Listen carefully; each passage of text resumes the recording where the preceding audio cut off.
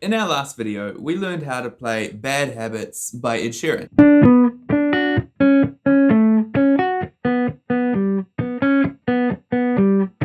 But while I was watching his acoustic performance video, I noticed he made a mistake. I was looking for a way out, now I can't escape. Nothing happens after two. It's true, my bad.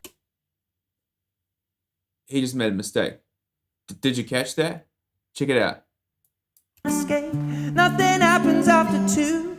He moves his hand back down the fretboard and then quickly corrects by putting it in the right place. Also, if you listen, he doesn't come in on the same beat that he did in that part earlier. I know I lose control 1, 2, of the 3, things that 4. I say. 1, 2, I was 3, looking 4. for a way 1, 2, out, now 3, I can't 4. escape. 1, 2, Nothing 3, happens 4. after two. 1, 2, It's 3, 4. Comes on the 2 and. If we listen to how he played that in the first part. Last, but it probably won't. I got nothing left to lose. 1, 2. That's what he should have done. That's what he meant to do. He meant to go confidently up to that chord and play it on beat 1. We see that he misses the beat after going to move down to the bottom and then realizing, oh, that's not the chord I needed, and he quickly corrects. But if you didn't know what you were looking for, you would have easily missed that. If you read through the comments, you'll notice no one seems to have mentioned anything about it. Why is that? There's always some troll who wants to point out when somebody does something wrong. And Ed Sheeran is such a well-known artist. I'm sure somebody has noticed. But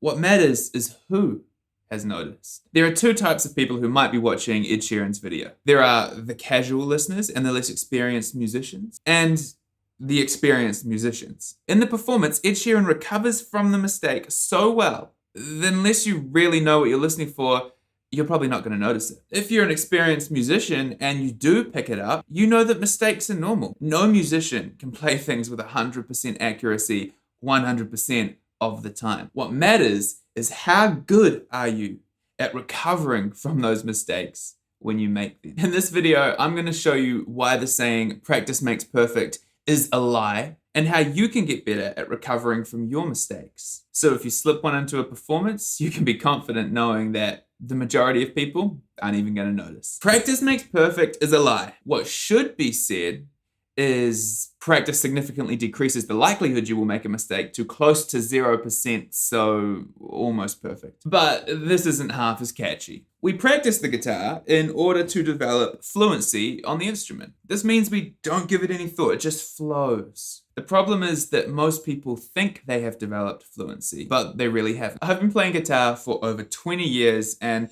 I know the open E major chord pretty well. There is no point in me practicing this chord. No amount of time I spend practicing the open E major chord is going to make me any better at playing it. If I make a mistake, it's a genuine mistake.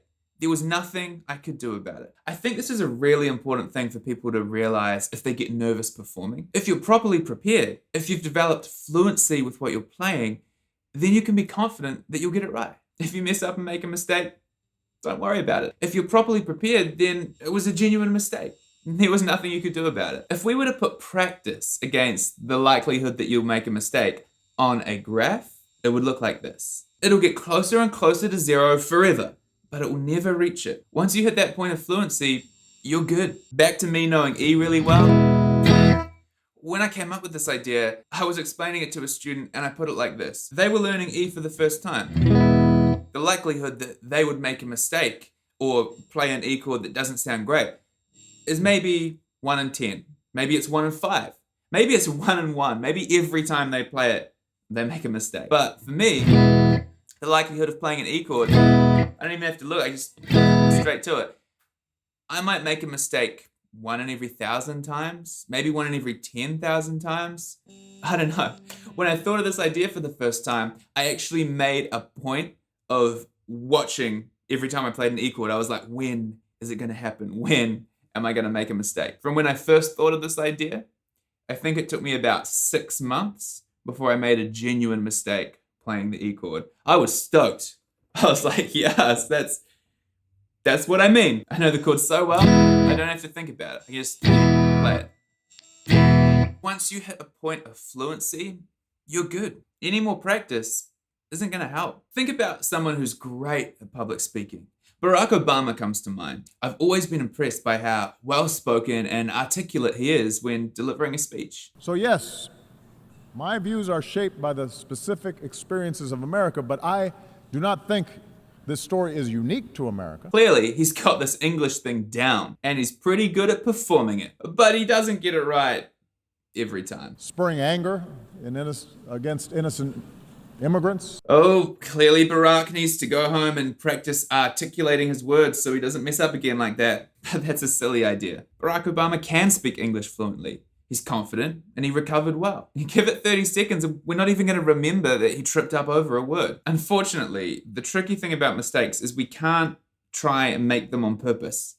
If we do, then it's not a mistake. This means the only opportunity we have to actually practice recovering from a mistake is when we actually make one. This does make it a little difficult to develop a practice routine for improving in this area. However, if we understand what we're trying to do and get our mindset right, we'll be able to use our mistakes as awesome opportunities to practice recovering from them. A lot of the time, I see students make a mistake and then stop because they made a mistake. The problem with this is that you're subconsciously allowing the mistakes to become this big, scary mental block that actually derails your performance. And if you're constantly making mistakes in the same place, you'll actually be developing negative muscle memory and your hands will start to think they're supposed to be stopping there, which will create a habit that'll be difficult to break. As a general rule, you don't want to make any more than 2 mistakes out of every 10 times you play something. I call this idea the 2 out of 10 tool, and I'll link a video at the end of this one that explains why this tool is such an important factor in your progress. When you make a mistake, you should always try and recover from it. This will be really hard at first, but it'll get easier over time. When you try and recover from a mistake, one of 2 things will happen. Either you'll recover from the mistake effectively and continue your performance, or you'll train wreck your performance, which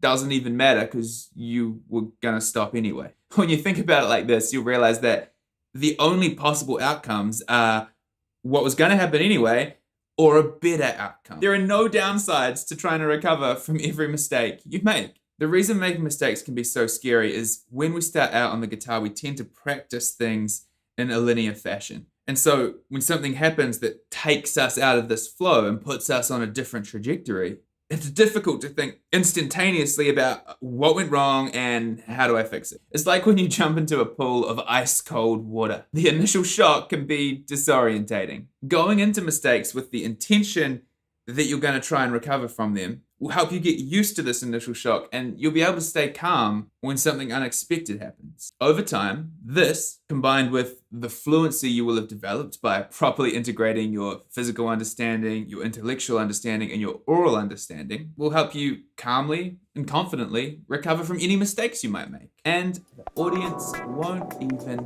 notice. If you haven't already, make sure you check out the Bad Habits tutorial, where we talk about how to cover the song by properly capturing the vibe. And if you want to learn more about how to practice effectively, check out our video on the 2 out of 10 tool, or head along to guitarnutrition.com where you'll find a whole lot of really useful articles to help you get your head around music theory. If you enjoyed this video, help us out by hitting that like button and subscribe with notifications turned on so you don't miss any future videos. Let me know in the comments if you've got any questions and I'll try my best to help out. Otherwise, I'll see you next time.